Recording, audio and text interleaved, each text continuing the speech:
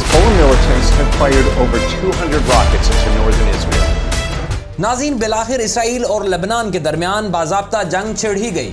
دھمکیوں، warning, اعلانات کے بعد حزب اللہ نے اسرائیل پر باقاعدہ فضائی حملے شروع کر دیے ہیں۔ حزب اللہ کے حملے اتنے مؤثر اور طاقتور ہیں کہ اسرائیل کا دفاعی حصار یعنی کہ مشہور زمانہ آئرن ڈوم بالکل ناکام اور ناکارہ ثابت ہونے کے ساتھ ساتھ حزب اللہ کے ڈرونز کے سامنے ڈھیر ہو چکا ہے۔ تازہ ترین کارروائی میں حزب اللہ نے اسرائیل پر 1، 2 یا 10، 20 نہیں، پورے 200 ڈرونز، راکٹس اور میزائلوں کی بارش کی۔ اس حملے نے اسرائیل میں ہر طرف آگ لگا دی ہے۔ فوجیوں کی آہو فغان اور چیخوں کی آوازیں دور دور تک سنی جا رہی ہیں اور اب عالمی میڈیا بھی نیتن یاہو پر چڑھ دوڑا ہے۔ B B C, CNN، telegraph, AFP جیسے ادارے بھی یہ کہنے پر مجبور ہو چکے ہیں کہ اسرائیلی ہاتھی غزہ اور لبنان کی دلدل میں پھنس بلکہ بری طرح دھنس چکا ہے۔ دوستو، لبنانی ملیشیا حزب اللہ نے دعویٰ کیا ہے کہ اس نے اپنی سب سے بڑی کارروائی کا آغاز کر دیا ہے اور پہلے ہی حملے میں حزب اللہ کے جنگجوؤں نے گولان کی پہاڑیوں میں قائم اسرائیلی ملٹری ہیڈ کوارٹر کو نیست و نابود کر ڈالا۔ حزب اللہ کی جانب سے اسرائیلی ملٹری انٹیلیجنس کے ہیڈ کوارٹرز پر دھماکہ خیز ڈرونز لانچ کیے گئے اور ان ڈرونز نے ہر طرف تباہی مچا دی، پورا کا پورا انٹیلیجنس ہیڈ کوارٹرز کو ہی اڑا کر رکھ دیا۔ حزب اللہ کی جانب سے اس تازہ ترین حملے نے عالمی خطرے کو جنم دیا ہے، کیونکہ حزب اللہ کے اس حملے کے بعد امریکہ میں موجود یہودی لابی امریکہ حکام پر دباؤ ڈال رہی ہے کہ اسرائیل کی سالمیت اور وجود خطرے میں پڑ چکا ہے، لہٰذا امریکہ درمیان میں کودے اور حزب اللہ کے خلاف کارروائی کرے۔ اب واشنگٹن کے لیے دوہری مشکل یہ کھڑی ہو گئی ہے کہ امریکہ میں یہ الیکشن کا سال ہے۔ ڈیموکریٹ صدارتی امیدوار جو بائیڈن کو ایک طرف تو ڈونلڈ ٹرمپ جیسے مخالف کا سامنا ہے، دوسری جانب انہیں پہلے مباحثے میں ہی شکست کے بعد ڈیموکریٹس کے اندرونی حلقوں کا پریشر برداشت کرنا پڑ رہا ہے کہ وہ صدارتی ریس سے باہر ہو جائیں، اور اب ایسے میں اسرائیل نواز یہودی لابی بھی ایکشن میں آ چکی ہے۔ اب جو بائیڈن انتظامیہ اگر کھلم کھلا اسرائیل کی حمایت کرتی ہے اور لبنان پر چڑھائی کر دیتی ہے تو ایسی صورت میں لا محالہ ایران تو اس جنگ میں کودے گا، لیکن اس کے ساتھ ہی شام اور یمن میں ایرانی حمایت سے کام کرنے والی تنظیمیں بھی ایکٹیو ہو جائیں گی۔ اور دوسری جانب ترک صدر رجب طیب اردوان بھی کہہ چکے ہیں کہ ترکیہ لبنان پر حملے کی صورت میں خاموش تماشائی کا کردار ادا نہیں کرے گا۔ ناظرین، حزب اللہ کی جانب سے اسرائیل پر کی جانے والی اب تک کی سب سے بڑی کارروائی میں کتنے صہیونی فوجی مارے گئے، اس بارے میں نہ تو حزب اللہ کی جانب سے کوئی دعویٰ سامنے آیا ہے اور نہ ہی اسرائیلی فوج نے اپنے فوجیوں کی ہلاکت کی تصدیق کی ہے۔ البتہ سوشل میڈیا پر حملے کی وائرل فوٹیج میں اسرائیلی ملٹری انٹیلیجنس کے ہیڈ کوارٹرز کی عمارت کو ملبے کا ڈھیر بنے اور اس میں سے دھواں نکلتے دیکھا جا سکتا ہے۔ اسرائیلی فوج نے حزب اللہ کے حملے کو تسلیم تو کیا، البتہ IDF کی جاری بیان میں کہا گیا کہ دھماکہ خیز ڈرونز ماؤنٹ ہرمون کے کھلے علاقے میں گرے، لیکن اس حملے میں کوئی جانی نقصان نہیں ہوا، جبکہ حزب اللہ نے اسرائیلی فوج پر کیے گئے اس حملے کو اپنے مقامی کمانڈر کی ہلاکت کا جواب قرار دیا۔ اسرائیلی فورسز نے ہفتے کو مشرقی لبنان میں کار حملے میں کمانڈر کو نشانہ بنایا تھا۔ دفاعی تجزیہ کاروں کا ماننا ہے کہ حزب اللہ اور اسرائیل کے درمیان اب معاملات پوائنٹ آف نو ریٹرن تک جا چکے ہیں۔ لبنانی تنظیم کے اس تازہ ترین حملے نے اسرائیل کو خوب تیش دلا دیا ہے اور غصے سے آگ بھگولا نیتن یاہو اب اپنے لاؤ لشکر سمیت لبنان پر چڑھ دوڑیں گے۔ تجزیہ کار کہتے ہیں کہ اسرائیل اور حزب اللہ کے درمیان ویسی ہی مکمل جنگ کا خدشہ پیدا ہوا ہے جو کہ آخری بار 2006 میں ہوئی تھی۔ اس وقت بھی حزب اللہ نے اسرائیلی فورسز کو منہ توڑ جواب دیتے ہوئے اسرائیلی جارحیت کو ناکام بنا دیا تھا، اور اب بھی حسن نصر اللہ نے جنگجوؤں کے نام اپنے پیغام میں یہی بات دہرائی کہ لبنان پر مکمل حملہ کرنا اسرائیل کی سب سے بڑی غلطی ہوگی۔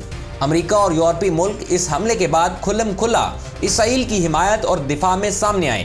امریکی وزیر اینٹونی بلنکن نے لبنان کو خبردار کیا ہے کہ وہ اسرائیل پر حملوں میں کمی لائے۔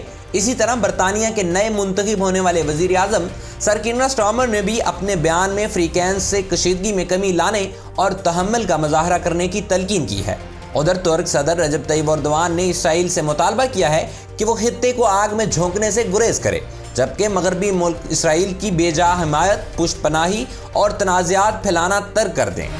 جرمنی کے دارالحکومت برلن سے استنبول واپسی پر صحافیوں سے گفتگو میں ترک صدر رجب طیب اردوان کا کہنا تھا کہ پچھلے کچھ دنوں میں غزہ کے حوالے سے کچھ سنجیدہ مثبت پیش رفت ہوئی ہے۔ قطر میں اسرائیلی خفیہ سروس موساد کے سربراہ اور حماس کے حکام کے درمیان بات چیت ہو رہی ہے، جس میں جنگ بندی سمیت دیگر امور پر گفتگو ہوئی۔ صدر اردوان نے کہا کہ اسرائیل اپنی قتل و غارت گری اور بربریت کو مزید جاری نہ رکھے۔ یہ ضروری ہے کہ عالمی برادری اور خاص طور پر مغربی ممالک اس سلسلے میں اسرائیل پر اپنا دباؤ بڑھائیں۔ لبنان اور اسرائیل کے درمیان حالیہ کشیدگی سے متعلق سوال پر رجب طیب اردوان نے کہا کہ نتن یاہو انتظامیہ مسلسل لبنان پر نہ صرف دباؤ ڈال رہی ہے بلکہ دھمکیاں دینے کے ساتھ ساتھ حملے بھی کر رہی ہے۔ انہوں نے کہا کہ اسرائیلی فوج تنازعات کو خطے میں پھیلانے کی ناپاک کوشش کر رہی ہے۔ اگر وہ اپنے عزائم میں کامیاب ہو گئے تو دنیا تیسری عالمی جنگ کی طرف چلی جائے گی۔ ایسی صورتحال میں ترکیہ سمیت اسلامی ملکوں کا غیر جانبدار رہنا نہ صرف مشکل بلکہ ناممکن ہوگا۔ لہٰذا اب بھی وقت ہے کہ مغربی ممالک بالخصوص امریکہ کو اسرائیل کی بے جا حمایت ترک کر دینی چاہیے۔ ناظرین، اسرائیلی وزیر اعظم بنجامن نیتن یاہو اس وقت اسرائیلی عوام کے لیے سب سے ناپسندیدہ شخصیت بن چکے ہیں۔ وہ اسرائیل میں اس حد تک غیر مقبول ہو گئے ہیں کہ ان کا لوگ نام سننا پسند نہیں کرتے۔ حالیہ دنوں میں اسرائیل میں کیے جانے والے ایک سروے کے دوران ہوش ربا نتائج سامنے آئے۔ تقریباً 70% اسرائیلیوں نے وزیر اعظم نیتن یاہو پر عدم اعتماد کر دیا ہے اور انہیں جنگ چھیڑنے کا ذمہ دار قرار دیا ہے۔ باقی کے 30% بھی نیتن یاہو کے حامی ہرگز نہیں بلکہ انہوں نے ملی جلی رائے کا اظہار کیا۔ اسرائیلی غیر سرکاری تنظیم کی جانب سے کرائے جانے والے سروے میں تقریباً 68% لوگوں نے رائے دی کہ حماس کے ساتھ معاملات طے کرنے یا اس کے خلاف جنگ چھیڑنے کا نیتن یاہو کا نہ صرف طریقہ غلط تھا بلکہ لوگوں نے اسرائیلی فوج کی حکمت عملی اور آپریشنل منصوبہ بندی پر بھی تحفظات کا اظہار کیا۔ 28% لوگوں نے بھی نیتن یاہو کو بطور وزیر اعظم تو ناپسند کیا اور عدم اعتماد کا اظہار کیا، لیکن ان کے حماس اور حزب اللہ کے خاتمے کے بیانات کو متاثر کن اور خوش کن قرار دیتے ہوئے کہا کہ وہ دراصل اسرائیل کو مستقبل میں کسی بڑے حملے سے بچانے کے خواہش مند ہیں، اس لیے بڑے پیمانے پر جنگ چھیڑ بیٹھے، جبکہ 4% لوگوں نے کسی بھی رائے کا اظہار نہیں کیا، جبکہ جنگ کے خاتمے سے متعلق سوال پر 54% اسرائیلیوں نے وزیر اعظم نیتن یاہو کی ضد اور انا کو اس کی وجہ قرار دیا۔ انہوں نے کہا کہ ابھی تک اسرائیل کی جانب سے ہی ہر بار مذاکراتی عمل سبوتاژ کیا گیا ہے۔ ناظرین، شاید اسرائیلی عوام یہ سوچ چکے ہیں کہ نیتن یاہو صرف اور صرف اپنی دکان چمکانے کے لیے حماس اور حزب اللہ کو خطرہ بنا کر عوام کو ڈرا رہے ہیں کہ یہ دونوں تنظیمیں اسرائیل کو نیست و نابود کر دیں گی۔ حالانکہ پچھلے کچھ عرصے میں یہ دونوں تنظیمیں پرسکون بیٹھی تھی، جبکہ حزب اللہ لبنان میں اپنے معاملات چلا رہی تھی۔ مشرق وسطیٰ کی صورتحال اس وقت بہت ہی کشیدہ ہو چکی ہے۔ ایک طرف اسرائیلی فوج غزہ اور لبنان کے درمیان سینڈوچ بنی ہوئی ہے تو دوسری جانب اسرائیلی ڈیفنس آئرن ڈوم شمالی اور جنوبی مقبوضہ فلسطینی علاقوں میں محاذ جنگ پر حزب اللہ کے میزائلوں کا مقابلہ کرنے میں ناکام رہا ہے۔ یہی وجہ ہے کہ اکا دکا راکٹ اور میزائل داغنے کے بعد حزب اللہ نے اب تک کی سب سے بڑی فضائی کارروائی کرتے ہوئے 200 میزائلوں سے حملہ کیا۔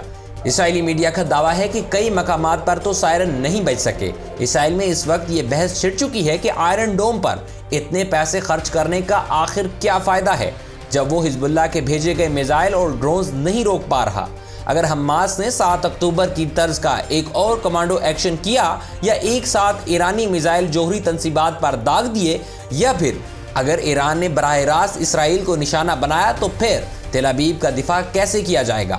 فی الحال تو اسرائیلی دفاعی تجزیہ کار اس $1 ملین سوال کو لے کر اسرائیلی ٹی وی چینلز پر خوب گرما گرم بحث کر رہے ہیں، اور اب دیکھتے ہیں کہ غزہ اور لبنان کی جنگ کا اونٹ کس کروٹ بیٹھتا ہے۔ اور آخر میں ہمیشہ کی طرح ہماری دعا ہے کہ یہ خطہ جلد از جلد جنگ سے بری ہو، اور رب کائنات سے دعا کرتے ہیں کہ معصوم انسانوں کی حفاظت فرمائے اور دہشت گردی کا خاتمہ کرے۔ آمین ثم آمین۔